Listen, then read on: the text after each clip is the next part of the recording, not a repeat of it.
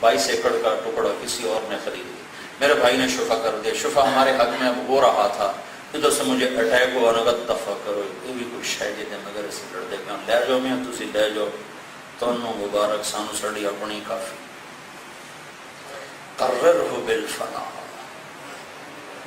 इसे मनवा के तुझे मरना है, इसे मनवा के तुझे छोड़ के जाना है। तो इतना मैंने मसरूफ वक्त गुजारा, लेकिन उस वक्त जो सबसे ज्यादा गम था मुझे वो उन घड़ियों पे था जो गफलत में चली कि हाय इतनी देर रात मैंने तहज्जुद नहीं पढ़ी, मैंने ये नहीं किया, मैंने वो नहीं किया, मैंने वो नहीं किया, हाय काश मैंने वो किया होता, तो अब अगर मेरे जाने का वक्त वाकई आ चुका है तो ये भी मेरा एक सरमाया होता, खाली हाथ तो ना हो।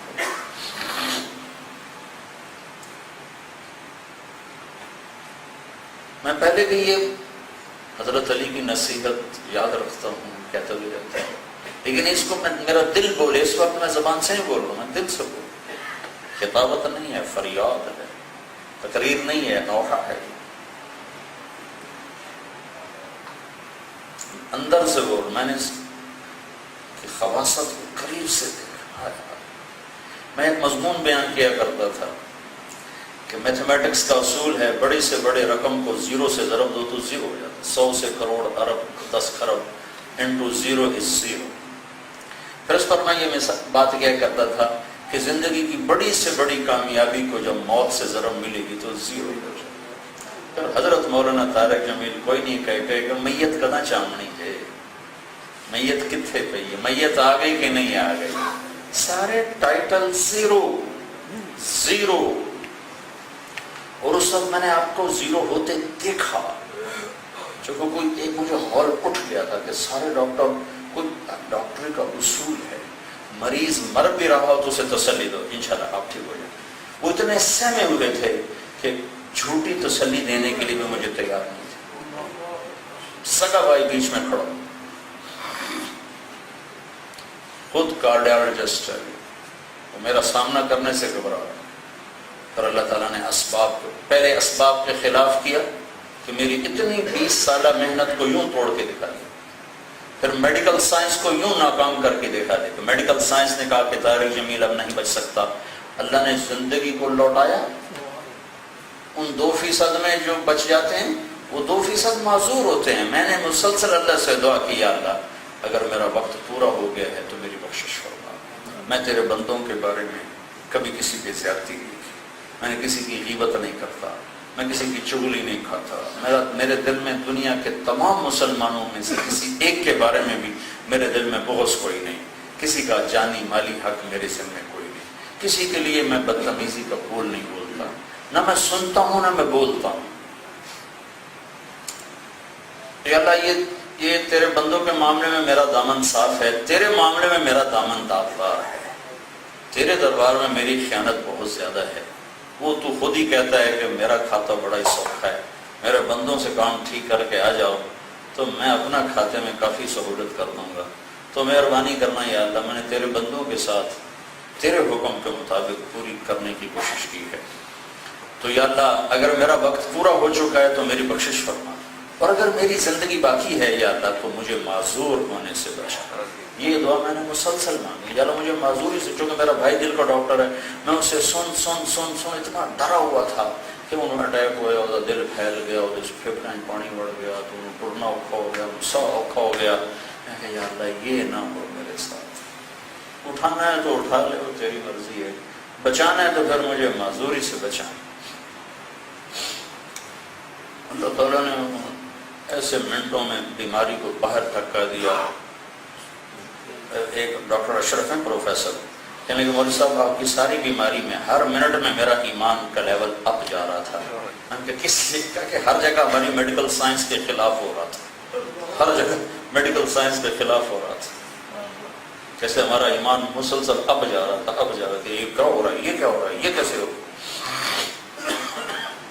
स्टैंड डाला, फिर उसके बाद मुझे लाहौर मेरा भाई अपने हॉस्पिटल में ले गया, तो वो एको में मेरे करना था कि दिल की आप कैफियत क्या है, तो वो मशीन पे आना नहीं चाहता था। वो उसके कोलीग हैं तारिक शफी हारून, कहने लगा तुम देखो मैं नहीं चाहता, मुझे डर लग रहा है कि पता नहीं दिल के पल्ले की शय।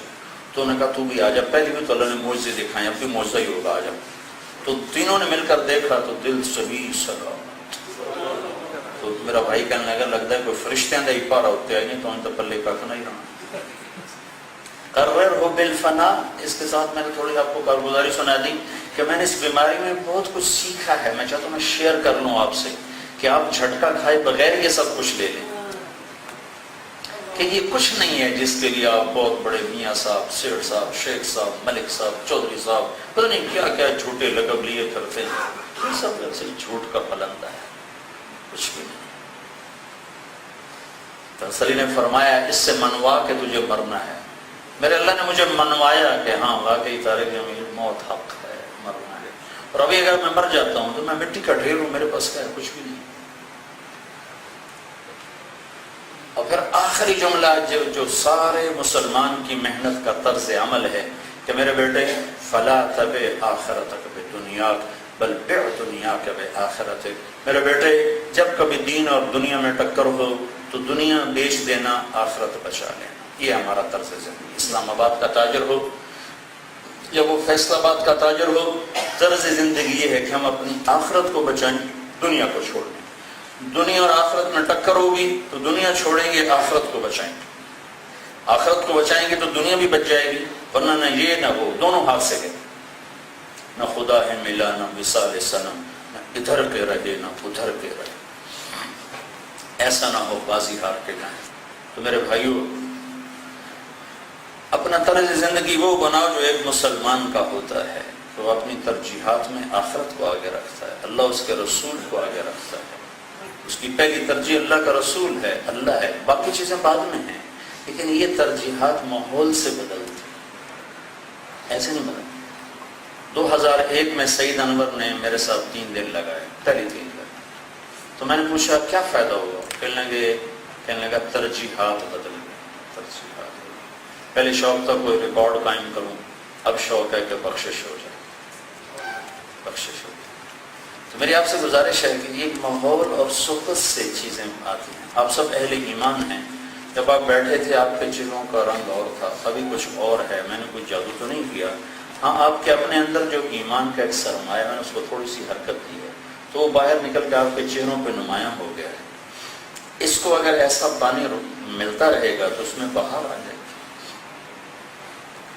اسے تو بار بار سننے اور سنانے کی ضرورت۔ تبلیغ میں یہ ماحول میسر ہے، یہ چیزیں میسر ہیں، اور اس میں نکلنا زندگی کا رخ بدلتا ہے۔ جنید جمشید انجینئر تھا، سول انجینئر، اور یہ لاہور کی یونیورسٹی کا پڑھا ہوا تھا، 8000 روپے اس کی تنخواہ تھی۔ اس کو پیپسی والوں نے جب 2.5 لاکھ روپے دیا گانا گانے کے لیے، پیپسی کو یہ 8000 لیتا تھا، 80 کی دہائی میں 2.5 لاکھ بہت بڑی رقم تھی، تو بقول اس کے کہنے لگا میں ہوا میں اڑنے لگا کہ 2.5 لاکھ روپے مل گیا۔ وہی جنید جمشید جب اس کی ترجیحات بدلی تو اسی پیپسی نے اس کو 4.5 کروڑ روپے کی پیشکش کی کہ ایک کیسٹ تیار کر کے دے دو، پھر توبہ کر لینا، 4.5 کروڑ پر ایک کیسٹ ہمیں تیار کر کے دے دو، پھر تھوڑی شیو کرا دو۔ وہ 4 مہینے لگا کے تبلیغ میں لگ چکا تھا، تو انہوں نے اس کی آخری منت کی کہ اب 4.5 کروڑ ہم سے لے لو اور یہ داڑھی مڈا دو اور 10 گانے ہمیں تیار کر کے دے دو، پھر داڑھی بھی رکھ لینا، توبہ بھی کر لینا۔ تو اس نے کہا اب یہ کام ختم، ترجیحات بدل گئی۔ 2.5 لاکھ پہ ہوا میں اڑتا ہے اور 4.5 کروڑ کو ٹھوکر مارتا ہے، اور اس وقت اس کی حالت کیا تھی اس نے مجھے بتائی کہ اس وقت میرے گھر کی حالت یہ ہے کہ میرے گھر میں ماں کی دوا کے لیے 100 روپیہ بھی کوئی نہیں، کہ میری تو کمائی صرف گلوکاری تھی اور مجھے کچھ آتا نہیں۔ تو جب ترجیحات بدلتی ہیں تو پھر ساری ترتیب زندگی بدل جاتی ہے۔ تو اب بھائیوں کی خدمت میں گزارش ہے، آپ سب تاجر ہو، اسلام کے پہلے مبلغ تاجر، پہلے دین کی اینٹ رکھنے والے تاجر، پہلا صدیق، سب سے بڑا کپڑے کا سب سے بڑا تاجر۔